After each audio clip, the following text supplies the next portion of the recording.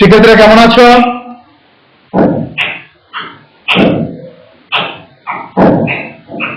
আমরা আজ তোমাদের পরিণতি ও সুশাসন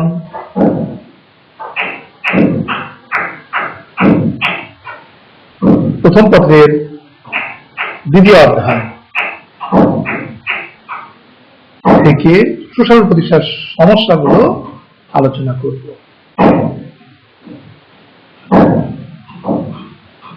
তোমরা এই পাঠ থেকে সুশাসন প্রতিষ্ঠার সমস্যাগুলো ব্যাখ্যা করতে পারবে। সুশাসন প্রতিষ্ঠার সমস্যা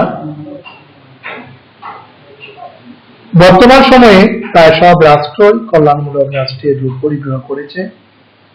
এরূপ কল্যাণকর রাষ্ট্রে জনগণের কল্যাণ ও ব্যক্তিসত্তার পরিপূর্ণ বিকাশের সুযোগ ঘটানোর চেষ্টা করা হচ্ছে। দমন ও নিপীড়নের মাধ্যমে মানুষকে নিয়ন্ত্রণ করে রাষ্ট্র শাসন পরিচালনা করার দিক বদলে গেছে। শাসনের সাথে সেবা প্রদানের বিষয়টি এখন গুরুত্ব লাভ করেছে। একটি রাজনৈতিক ব্যবস্থার এজন্যই সুশাসন প্রতিষ্ঠা অতি গুরুত্বপূর্ণ, যা কখনো আকস্মিকভাবে ঘটানো যায় না। একে অর্জন করতে হয় ধাপে ধাপে এবং সমন্বিত প্রচেষ্টার মাধ্যমে। সুশীল সমাজ এবং আন্তর্জাতিক দাতা সংস্থাগুলো এখন সুশাসন প্রতিষ্ঠার জন্য চাপ দিচ্ছে। তবে সুশাসন প্রতিষ্ঠা করতে গেলে তো রয়েছে বিভিন্ন সমস্যা। এই সমস্যাগুলো এখন আমি আলোচনা করব। এক নম্বরে আমরা বলতে পারি বাক স্বাধীনতার অস্তিত্বকে। তোমরা বলতে চাচ্ছি যে বাক স্বাধীনতা অর্থাৎ বাক মানে কথা, বাক্য প্রয়োগ করা, বলা, এটাই হলো বাক। বাক্য উচ্চারণ করা, সেটা বাক। এই বাক স্বাধীনতা অর্থাৎ জনগণের কথা বলার যে অধিকার, সে অধিকারটাই হলো বাক স্বাধীনতা। অধিকাংশ রাষ্ট্রে, বিশেষত উন্নত, অনুন্নত, উন্নয়নশীল, সদ্য স্বাধীন রাষ্ট্রগুলোতে তত্ত্বগতভাবে গণতন্ত্র প্রতিষ্ঠার কথা বলা হলেও দেখা যায় যে জনগণের বাক স্বাধীনতায় ক্ষমতাসীন সরকার হস্তক্ষেপ করে থাকে। জনগণ স্বাধীনভাবে মত প্রকাশ করতে পারে না। সংবাদপত্র, মিডিয়ার উপর সরকার সেন্সরশিপ আরোপ করে। সরকার সবসময় মুক্ত আলোচনাকে ভয় পায় এবং বাক স্বাধীনতা হস্তক্ষেপ করে। এর ফলে জনগণ রাষ্ট্রের আর্থসামাজিক ও রাজনৈতিক অবস্থা বুঝতে পারে না। এর ফলে সুশাসন বাধাগ্রস্ত হয়। বুঝতে পেরেছ? অর্থাৎ কথা বলার যে অধিকার, তার উপরে সরকার হস্তক্ষেপ করে।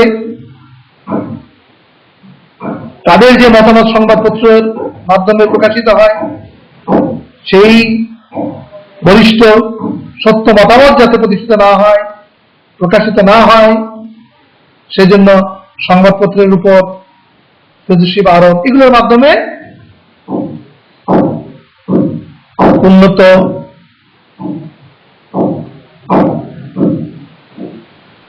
অর্থাৎ অনুন্নত যারা, যে রাষ্ট্রগুলো উন্নয়নশীল বা অনুন্নত, সেই রাষ্ট্রগুলো হস্তক্ষেপ করে এবং এর ফলে কি হয়?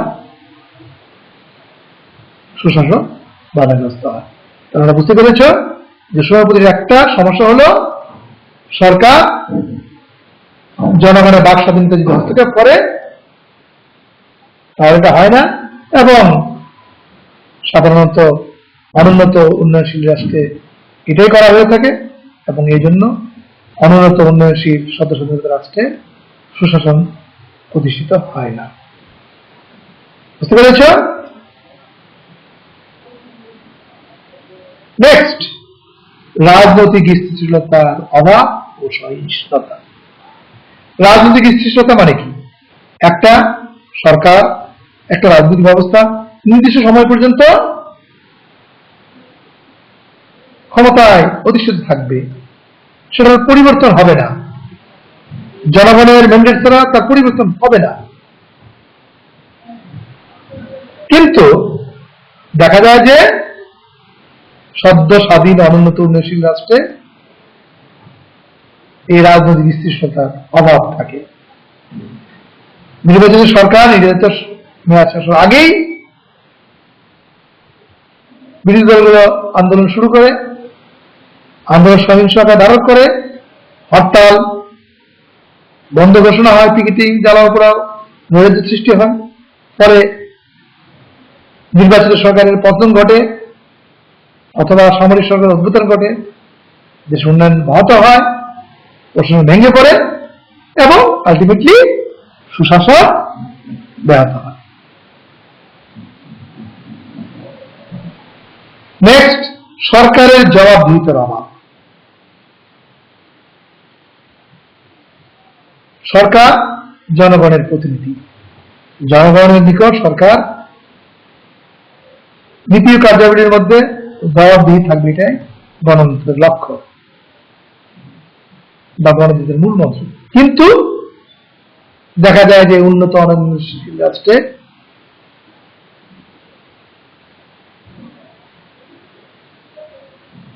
এই জবাবের অভাব লক্ষ্য করা যায়।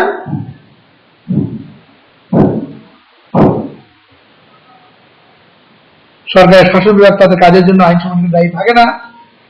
মন্ত্রী ও আইনসভার সদস্যগণ একই দলে হওয়ায় দলীয় শৃঙ্খলার কারণে জবাবদিহিতার বিষয়টি গুরুত্বহীন হয়ে পড়ে এবং আলটিমেটলি সুশাসন ব্যাহত হয়। নেক্সট, আমলাদের জবাবদিহিতার অভাব। আমলা কারা? আমলা হলো সরকারি বেতনভুক্ত স্থায়ী নিয়োগপ্রাপ্ত কর্মকর্তা ও কর্মচারী। সাধারণত এই আমলা তারা জনগণের সেবক, তাদের জনগণের সেবক হিসেবে কাজ করা উচিত। কিন্তু দেখা যায় যে অনেক সময় তারা সেবক না হয়ে প্রভু হিসেবে নিজেদেরকে কল্পনা করেন।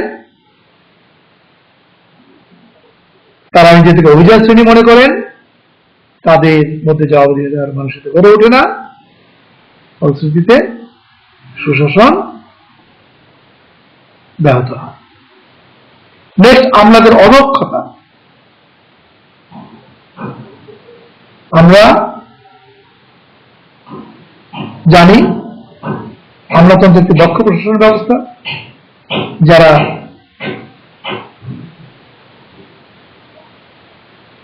পরীক্ষার মাধ্যমে দক্ষতার ভিত্তিতে যোগ্যতার নিয়োগ লাভ করে থাকে। কিন্তু অনেক সময় দেখা যায় যে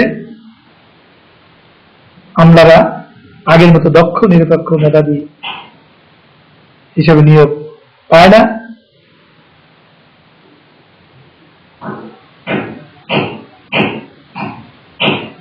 এতে কি হয়? সুশাসন বাধাগ্রস্ত হয়ে পড়ে। আইনের শাসনের অভাব আরেকটি বাধা। আইনের শাসন কি? এই প্রসঙ্গে ডাইসি বলেছেন যে আইনের শাসন হলো তিনটি বিষয়কে নির্ধারণ করে। একটি হলো আইন দেশের সঙ্গে সমান, আইনের আশ্রয় গ্রহণের সুযোগ বিদ্যমান থাকা, শুনানি ব্যতীত কারো বিরুদ্ধে শাসন ব্যবস্থা গ্রহণ না করা। এই তিনটি শর্ত মেনে চললেই বলা যাবে রাষ্ট্রে আইনের শাসন কার্যকর রয়েছে। কিন্তু রাষ্ট্রে যদি আইনের শাসন কার্যকর না থাকে তাহলে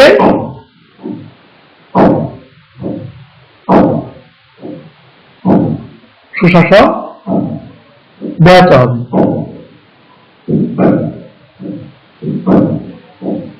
সরকারের অদক্ষতা ও অবস্থাপনা।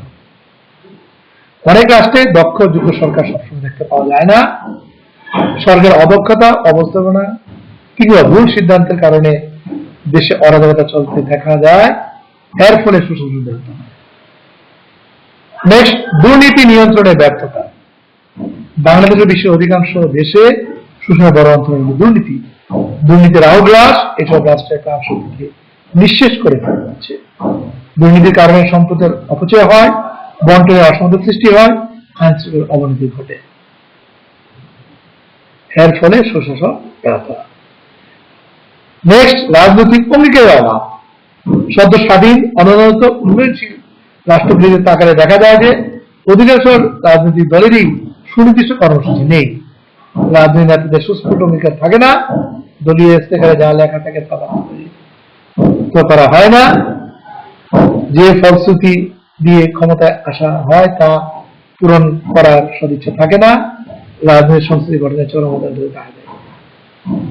এর ফলে সুশাসন প্রতিষ্ঠার সুযোগ নষ্ট হয়। এছাড়া আমরা বলতে পারি রাজনৈতিক দলগুলোর অভ্যন্তরীণ গণতান্ত্রিক চর্চার অভাব এবং ব্যক্তি পূজা, এটা সর্বপ্রতিষ্ঠার একটি সমস্যা। কেননা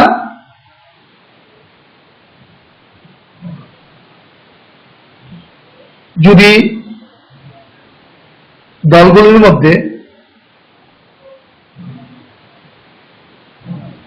নির্বাচনের পরিবর্তে দলীয় নেতার পদবীর উপরে পদ পদবী বন্টনের একত্রিত ক্ষমতা অর্পণ করা হয়, তাহলে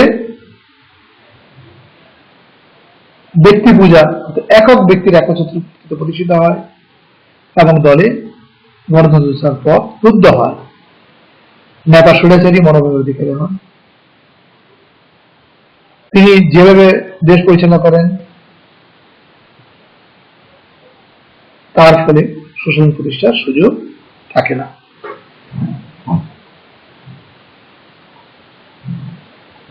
তারপর আরেকটি সমস্যা রাজনৈতিক সামরিক হস্তক্ষেপ। অনুন্নত উন্নয়নশীল বিশ্বে, বিশেষ করে এশিয়া, আফ্রিকা, ল্যাটিন আমেরিকার অনেক রাষ্ট্রে রাজনীতিতে সামরিক হস্তক্ষেপ ক্ষমতা লক্ষ্য করা যায়। সামরিক শাসন গণতন্ত্র, আইনি শাসন মানবদের ভূমিকা হয়, গণতন্ত্রের প্রতিষ্ঠানগুলোকে ধ্বংস করে ফেলা হয়, অকার্যকর করে রাখা হয়, ফলে সুশাসন দুর্বলতা হয়। স্বজনপ্রীতি, বিশ্বের অনেক রাষ্ট্রে স্বজনপ্রীতি বিস্তার লক্ষ্য করা যায়। নিয়োগ, বদলি, পদায়ন, সুযোগ সুবিধা বন্টন, সম্মান, পদবি, এই ক্ষেত্রে ক্ষমতাসীন সরকার বা গোষ্ঠী স্বজনপ্রীতির আশ্রয় গ্রহণ করে, ফলে যোগ্য, দক্ষ, মেধাবী ব্যক্তির সেবা সহযোগিতা থেকে রাষ্ট্র বঞ্চিত হয়, ফলে সুশাসন প্রতিষ্ঠা পথবদ্ধ হয়। বিচার বিভাগের স্বাধীনতা। বিচার বিভাগের স্বাধীনতা সুশাসন প্রতিষ্ঠার সহায়ক। বিচার বিভাগ স্বাধীন না থাকলে বা বিচার বিভাগের রাজনৈতিক হস্তক্ষেপ বৃদ্ধি পেলে আইনি শাসন, ন্যায় বিচার প্রতিষ্ঠার পথ বিনষ্ট হয়, ফলে সুশাসন প্রতিষ্ঠার সুযোগও নষ্ট হয়। এছাড়া আরো কতগুলো সমস্যা রয়েছে, যেমন জনগণের অংশগ্রহণের অভাব। অর্থাৎ জনগণ যদি